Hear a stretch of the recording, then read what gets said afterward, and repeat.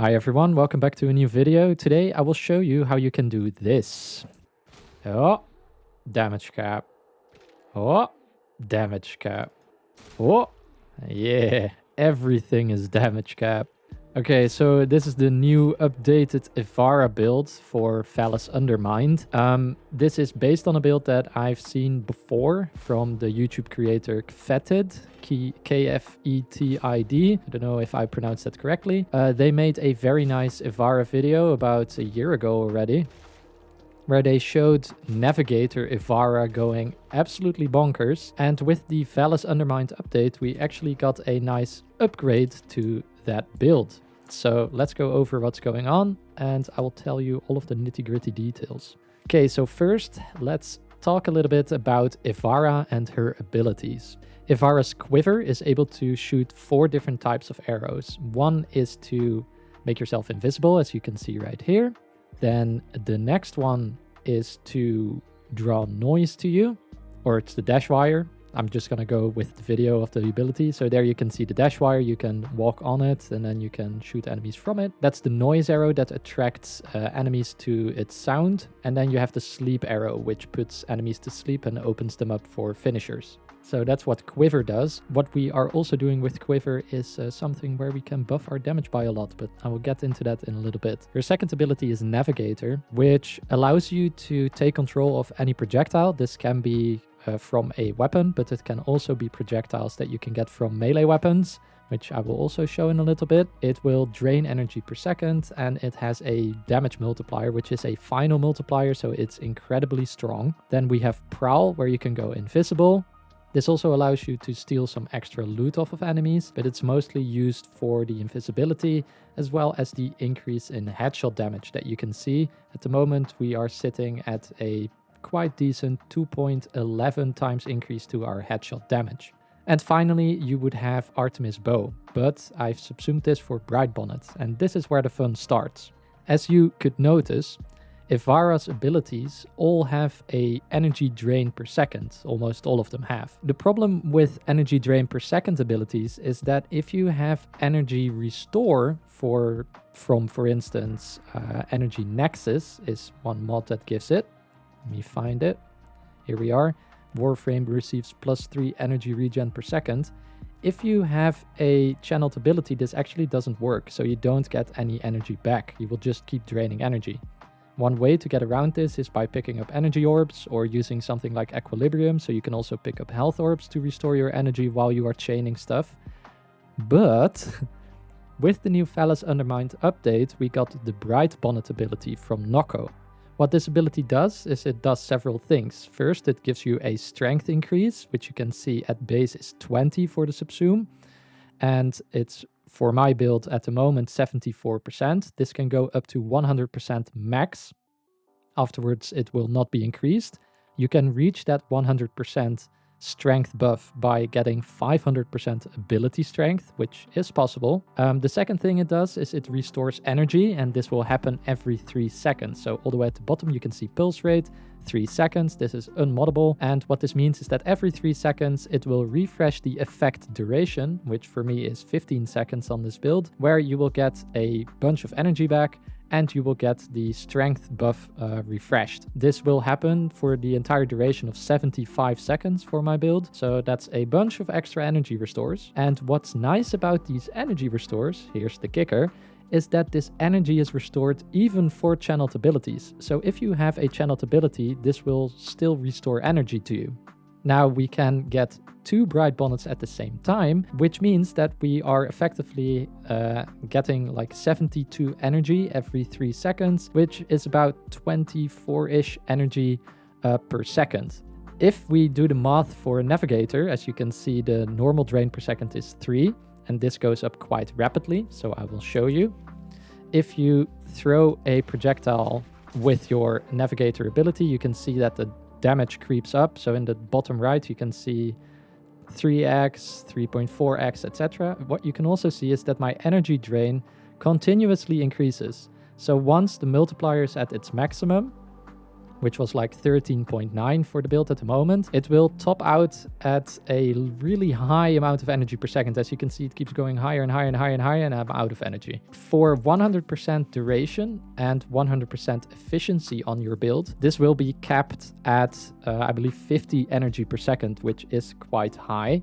But what's nice about channeled abilities is that if you mod for ability duration, this will also decrease your energy per second drain. So as you can see, even though I have negative efficiency from Blind Rage, I still have a net positive increase to my drain per second, so it's decreased. That's about it for the abilities that we are using. And now we get into the actual build. I'm using a bunch of power strength as well as a bunch of duration. I also have 5 Tauforged duration shards here. And then I'm using Precision Intensify. For the Arcanes, I'm using Molt Augmented as well as Arcane Crepuscular. This final critical damage increase is actually quite nice to get even more damage. Molt Augmented means that throughout the mission we will become stronger and stronger in terms of what our abilities can do. And I'm using Empowered Quiver. So this is, as I said, where Quiver comes in to give us even more damage. Empowered Quiver is an augment that if you are sitting on a dash wire, you will get an increase to your critical damage. And because you can cast a dash wire and then forget about it and it will snapshot all of your ability strength, you can make sure that you have a maximum power dash wire out there at which you can sit on for a huge increase to your critical damage. So this does scale with your ability strength. As you can see, the base is 100 crit damage, and for my build at the moment it's on 278. However, if you get all of the buffs active, you will get way more. So let me actually show you how we can do that, and also show you that there is a interesting interaction between Nokko's mushrooms as well as the Arbusep arc gun. Okay, so here we go. I also have a Nidus Spectre right here who is able to link me. And once his link connects, I will get a 28% multiplicative increase to my modded ability strength, which means that I can max out my Brightbonnet ability. So we have to wait a little bit before Nidus links us. Oh, there he goes. Great. Thank you, Nidus. Right on cue. Now we make sure we are invisible for Crepuscular. Actually, let me get some energy for this. We make sure we are invisible. We sling at the ground. I'm using Meteorite for another 40% increase, which you can see right here, sling strength. If I then throw out the mushrooms, we can see that we are capped at that 100% ability strength, as I said before.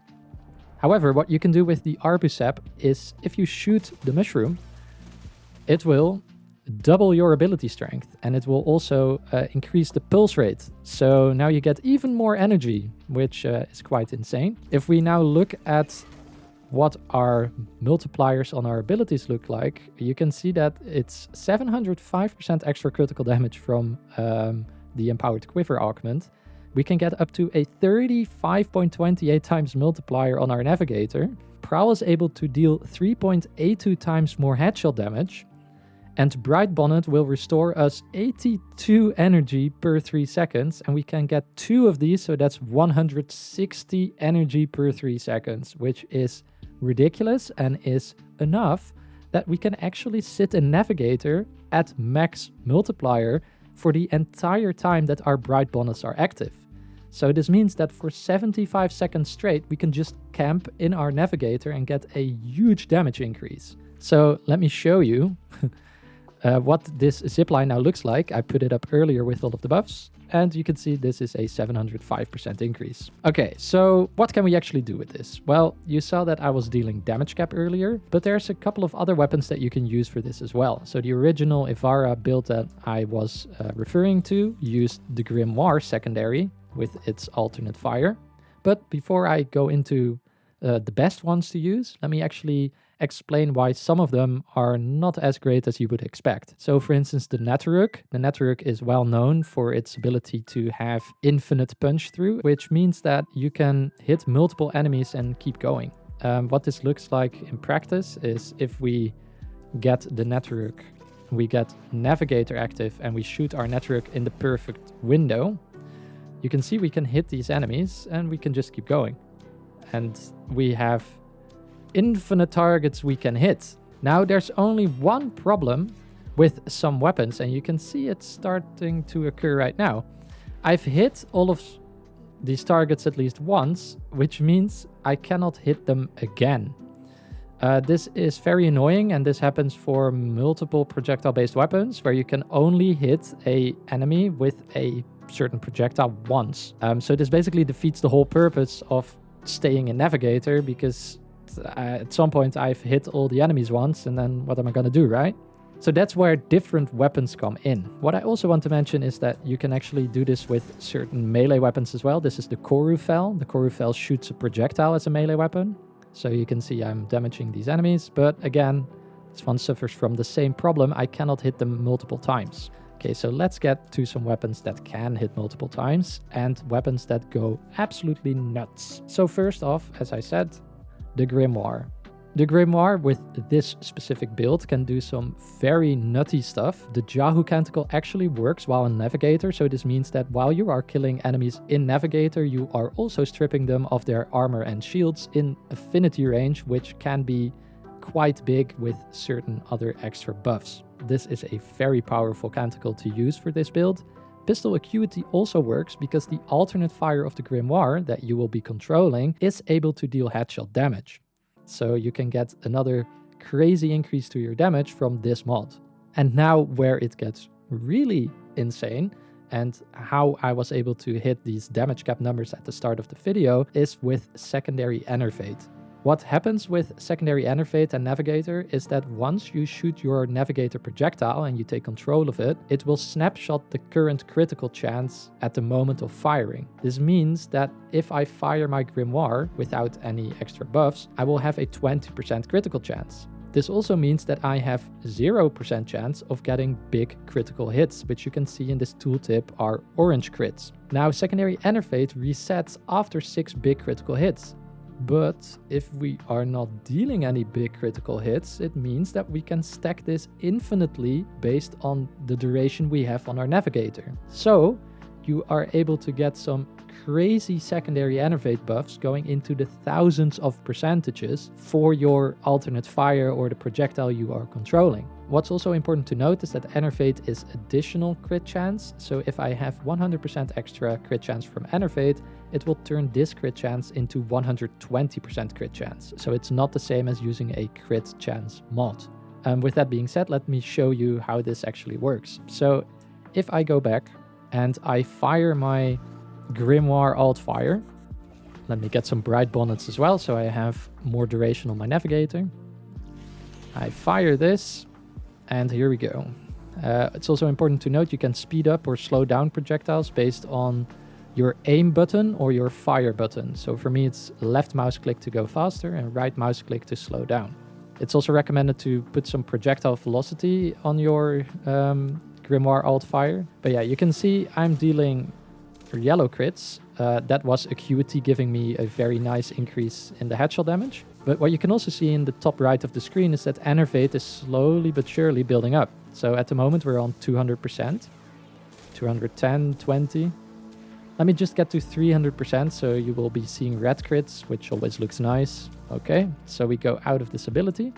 Make sure we are full on energy. Throw 2 more of these down. Now we get Prowl on as well for the headshot multiplier. We get on top of this. So now we have the maximum buffs. If we now go to these enemies, you will see that the 330% will reset, but we will keep the red crits. So there we are. So that's a lot more damage now, and especially if you are able to land those headshots, it will be quite crazy sometimes. So yeah, that's how that works. Crazy damage. But another weapon you can use this with is the new arc gun, or well, not a new arc gun, but a new way to use the arc guns, the Mangonel. The Mangonel is able to fire a projectile that can hit enemies multiple times as well, and it can now, with the new update, use 2 different arcanes. So we can use both Primary Deadhead, which will increase our headshot damage even more, and we can use Secondary Enervate. And we can use Secondary Enervate, just as with the Grimoire, to build up that crit chance. So I will show this with the Sayoted actually, to group up enemies. So let's group them up. So I'm just shooting the alternate fire, speeding it up, and then this weapon is able to group up enemies, as you can see. So there we have a nice group of enemies. Let's get them in the middle. There we are. Okay, so now we equip the Mangonel, so we do need to jump off of the zip line. Let's make sure we have maximum buffs. And then we, whoops, equip the mangonel, get on the zip line, and then the charged fire of the mangonel doesn't work to control, but the quick fire does. And what's also important is that you can actually use this field to make the projectile even more powerful. So let me go through these enemies a couple of times. There you see I'm already at 100%, 100, 270% Enervate, 300, 400, 500, 600, 700. Let's just build this up and then see how high we can get. I guess I'll just stop at like 2000% or something. Okay, so we have 2000% extra crit chance, as you can see in the top right. So let's jump off, get the buffs back. Okay, let's respawn these enemies as well. And then you can see how I was able to get those damage cap numbers from the beginning of the video.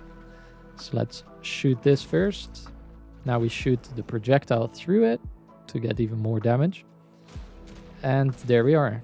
So it's not the blue crits, which is also a visual bug, by the way. It's not actually damage cap. It's a visual bug that occurs when you have really high crit chance values. So yeah, there it is. Okay, so now for the unique effect of the mangonel. So the mangonel unique effect is that if you shoot projectiles through the field that you get for maximally charging the weapon, the projectiles will get 2 times damage, final multiplier, 2 times status chance, final multiplier, 10% crit chance, additional, 50% crit damage, additional, and 2 bounces as well as 1 meter punch through, and increased projectile speed. So basically it makes any projectile that flies through it absolutely insane. Now you might be wondering, can we actually combine this with the grimoire? And I believe you can indeed. So the mangonel is another option to bring with you if you do not want to have the double buff from the shroomz, from your Brightbonnets. You can also take the mangonel, spawn one of those fields, quickly shoot your orb from the grimoire through it, and get all of these buffs on those as well. As for what it looks like for the bounces, so I can actually show that this works. Let's get a field going. Then shoot the projectile through. You can see it's already quite fast, but if I now go on the ground, I bounce. And then I bounce again. And now if I go into the ground again, it should stop. There we are. So this is actually also a downside of the mangonel. You only have 2 bounces, whereas with the grimoire, you can actually keep bouncing the grimoire on the floor and it doesn't matter. It doesn't despawn or anything.